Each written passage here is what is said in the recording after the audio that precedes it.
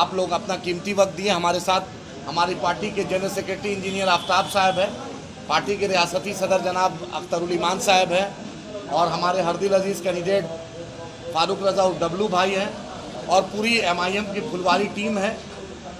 मैं आपका शुक्रिया अदा करता हूँ, आप कम वक्फे में आप अपना कीमती टाइम दिए। हमारे सदर अख्तरुल ईमान साहब पूरी विस्तार से आपको बतलाएंगे पूरी जो पॉलिटिकल कैंपेन जो बैरिस्टर असदुद्दीन ओवैसी साहब जो शुरुआत की है किशनगंज से पाटलिपुत्रा तक, और इंजीनियर आफ्ताब साहब बताएंगे। एक बात कहना चाह रहे हैं, फातमी साहब ने कल प्रेस कॉन्फ्रेंस किया है, तो फातमी साहब जज्बात में कुछ बोले हैं, तो पॉइंट 1, 2, 3 करके उनका जवाब देना चाहते हैं। उम्मीद है कि फातमी साहब को आप पहुँचा दीजिएगा। पहला बात, फातमी साहब से पूछिए कि फातमी साहब ने कहा कि बैरिस्टर असदुद्दीन ओवैसी साहब को बचाए थे या हम किए थे, तो फातमी साहब की सेहत और बैरिस्टर असदुद्दीन ओवैसी साहब की सेहत में आसमान ज़मीन का फ़र्क है। फातमी साहब 2 बजे दिन में उठते हैं और बैरिस्टर असदुद्दीन ओवैसी साहब फजर में उठते हैं, और ये दुनिया का कोई भी नाबीना भी बोलेगा कि फातमी साहब कभी बैरिस्टर असदुद्दीन ओवैसी साहब को नहीं बचा सकते हैं।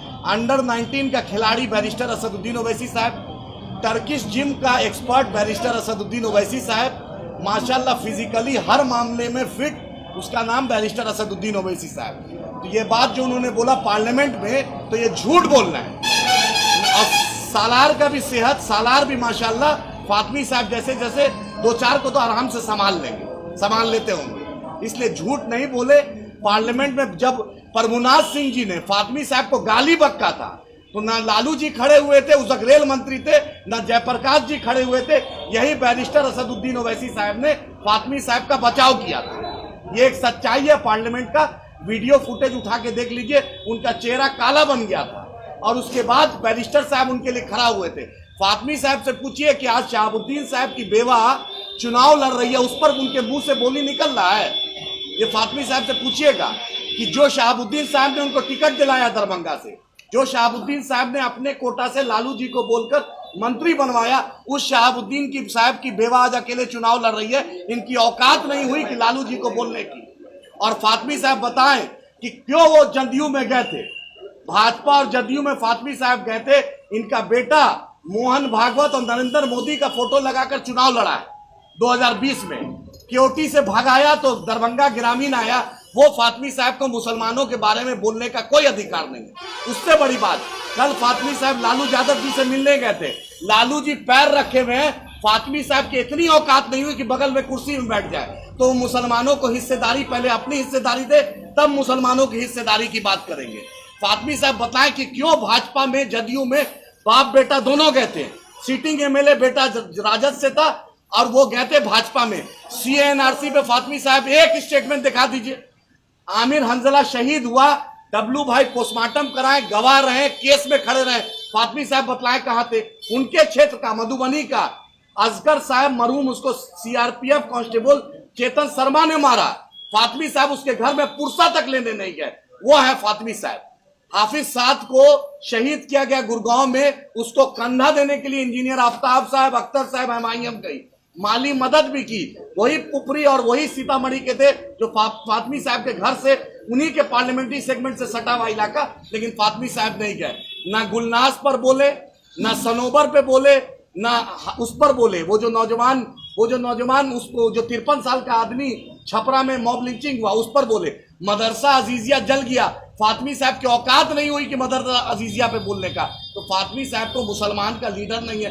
ब्रोकर हो सकते हैं, दलाली कर सकते हैं, दरबारी कर सकते हैं, फातमी साहब मुसलमान का रहनुमा नहीं हो सकते। उनके साथ आज MIM की ताकत देख लीजिए। लालू जी 20 साल बाद इमारत शरिया फुलवारी में, लालू जी, रबड़ी जी और पूरा लालू परिवार जो आमिर हंजला के घर नहीं गया, लेकिन आज आपके यहाँ भीख मांग रहा है वोट के लिए। यही मजलिस इत्तेहादुल मुस्लिमीन की ताकत है, यही आपकी कामयाबी है। और फातमी साहब से पूछिए, सिद्दीकी साहब से पूछिए, शकील साहब से पूछिए कि फैयाज साहब से, ना आमिर हंजला क्या गए, वही अलीनगर का रहने वाला है, ना हाफिज साहब क्या गए, वही मिथिलांचल का रहने वाला है, ना असगर क्या गए। इतनी औकात होती है अगर सिद्दीकी साहब की, तो उनके सामने कल का लौंडा संजय यादव चला जाता है राज्यसभा और इनको MLC बना दिया जाता है। शरद यादव जी के परिवार को धोखा दिया गया, यही लालू परिवार ने। एक भी अशफाक करीम साहब को राज्यसभा नहीं गया, एक मुसलमान को नहीं भेजा। जो संजय झा अपने बूथ पर, अपने झा जी का, अपने बिरादरी का भाजपा को वोट मिलता है उनके बूथ पर, वो नहीं दिला पाते हैं और उनको राज्यसभा भेजा जाता है। और 18% मुसलमान को 2 टिकट और लालू जी के परिवार में 11 आदमी में 2 टिकट इनकी बेटी को, 2 टिकट इनके बेटा को, एक इनकी पत्नी को, एक लालू जी खुद मुखिया बने हुए। ये मुसलमानों की स्थिति ये बनाए हुए मुसलमान, इनको 18% मुसलमान चपरासी क्वार्टर से, तेजस्वी यादव याद करे, निशा जी याद करे कि कहां चपरासी क्वार्टर का बर्थ सर्टिफिकेट था, 10 सर्कुलर रोड और एक अन्य मार्ग मुसलमानों ने पहुंचाया। लेकिन शहाबुद्दीन साहब की लाश को कंधा देने वाला, पुरसा देने वाला ये लालू जी का परिवार नहीं रहा। मुसलमान अपनी क़यादत की लड़ाई लड़ेगा। 32 सीट में आपने 2 मुसलमान को दिया, वो भी भाई भाई को लड़ाकर अररिया में दिया आपने। उसके बाद फातमी साहब जो दरभंगा से रिजेक्ट हो गए, मधुबनी उनको दिया। MIM ने मल्ला को भी दिया, भूमियार भाई को भी दिया, राजपूत को भी दिया, यादव को भी दिया, अति पिछड़ा को भी दिया और मुसलमानों को दिया। हम मुसलमानों की हिस्सेदारी की बात करने आए हैं। फातमी साहब बताएं कि किसकी दलाली करनी है। चूँकि इलेक्शन का ज़माना है और मुस्लिम वोटरों को कहीं न कहीं से दिग्भ्रमित करने या फरेब में डालने की कोशिश की है जनाब अली अशरफ फातमी साहब ने। ये वसूल है कि जिनके दांत खुद मैले हों उसको मंजन का कारोबार नहीं करना चाहिए। अवैसी साहब पर उंगली उठाने से पहले काश ये मोहम्मद अली अशरफ फातमी साहब, जिनकी हम लोग बड़ी इज्जत करते हैं, उन्होंने अपने गरेबान को झांक लिया होता। अपने बेटे को 2020 में NDA के टिकट पर इलेक्शन लड़ाकर उसने ये बता दिया है कि मैं मुस्लिम दुश्मन भाजपा से कोई नफरत नहीं रखता हूँ, मैं अपने मुफाद के खातिर कहीं भी जा सकता हूँ। तो जो आदमी मुफाद परस्त हो सकता है वो वसूल परस्त नहीं हो सकता। दूसरी बात ये है कि अभी 1.5-2 महीना कबल तक वो जदयू में थे, उस जदयू में थे जो जदयू भाजपा के साथ थी, और ये आखिर दम तक ये उम्मीद पर है कि उस किसी कोटे में, चाहे दरभंगा में हो चाहे इसमें हो, भाजपा और जदयू की तरफ से उनको टिकट दे दिया जाए। जब वहाँ पर टिकट मिलने की कोई उम्मीद इनकी बाकी नहीं रही तो ये फिर से लौटकर राजद में आए, जिसको कहा जाता है दिया रंज बुतों ने तो खुदा याद आया। और इनको ये बड़े पाए के लीडर हैं। इत्तफाक से मनमोहन सिंह साहब के कैबिनेट में बीमार अर्जुन सिंह के साथ ये वजीर थे, तो बड़ा अच्छा मौका इनको काम करने का मिला था। लेकिन कोई काम का सबूत बता दे, छोटे मोटे कामों के अलावा।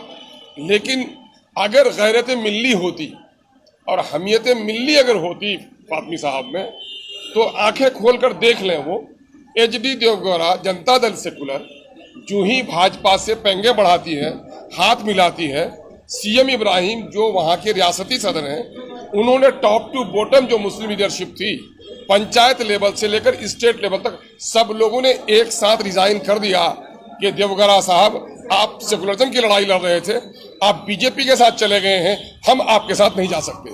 अगर यही गैरत होती, और जिस वक्त नीतीश कुमार जी ने BJP से हाथ मिला लिया, फातमी साहब को भी रिजाइन कर देना चाहिए था। जब आप रिजाइन खुद नहीं किए और आप मोदी जी वाले गठबंधन में बैठे हुए रहे, मुसलमानों के मामले में या फिर BJP का डर दिखाने में, आपको पहल नहीं करनी चाहिए। मैं फिर दोहरा कर ये बात कहूँगा, जिनके दांत मैले हों उसे मंजन नहीं बेचना चाहिए। जो खुद मिल्लत को फरेब में डालता हो, मिल्ली हमदर्दी का राग उसको नहीं अलापना चाहिए।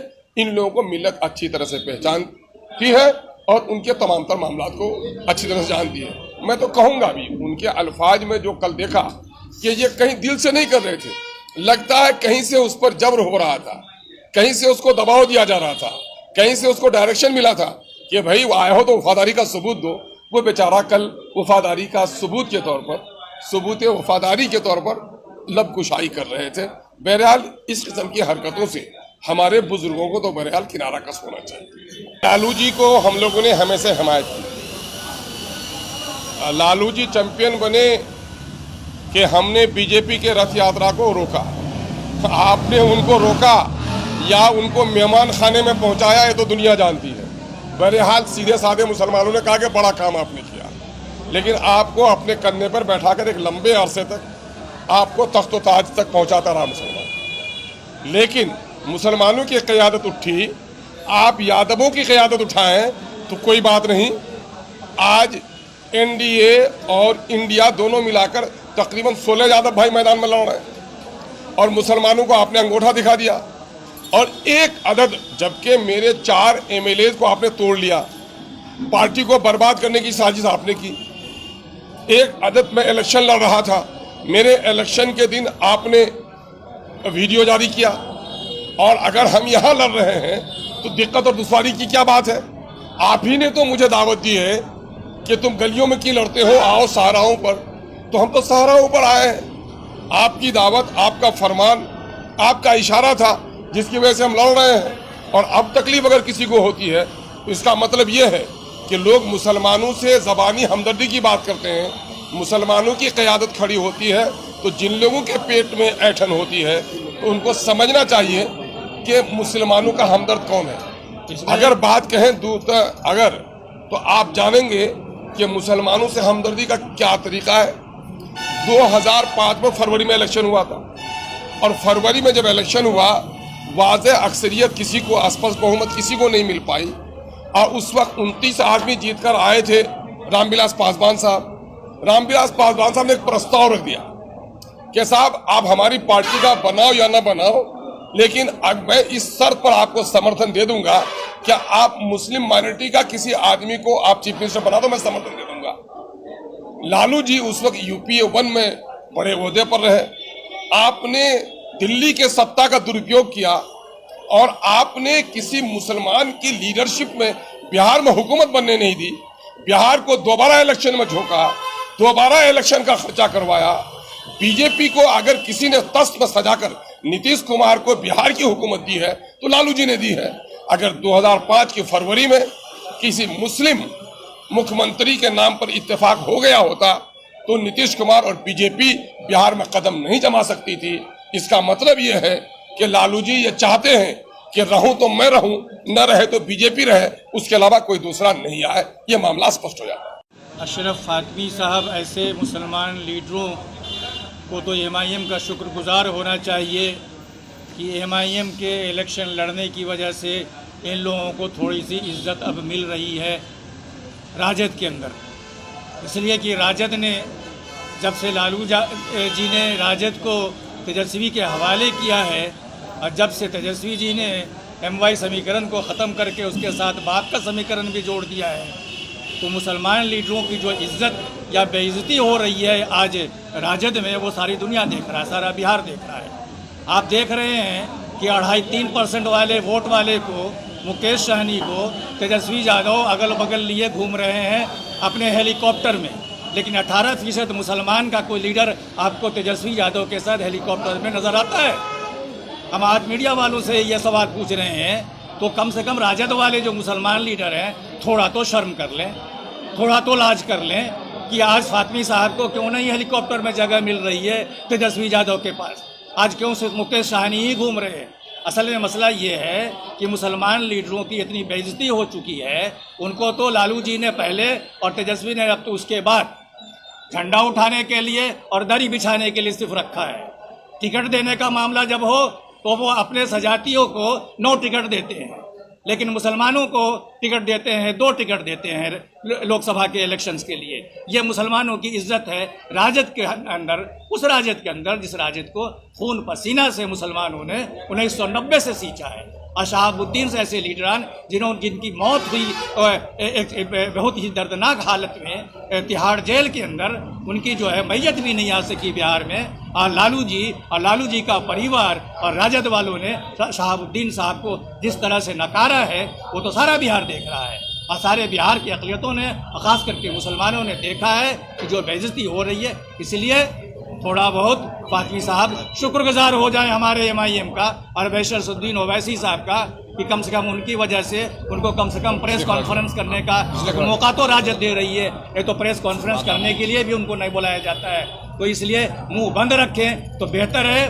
मुंह खोलेंगे तो बहुत सी बात निकलेगी और बात जब निकलेगी तो दूर तक जाएगी।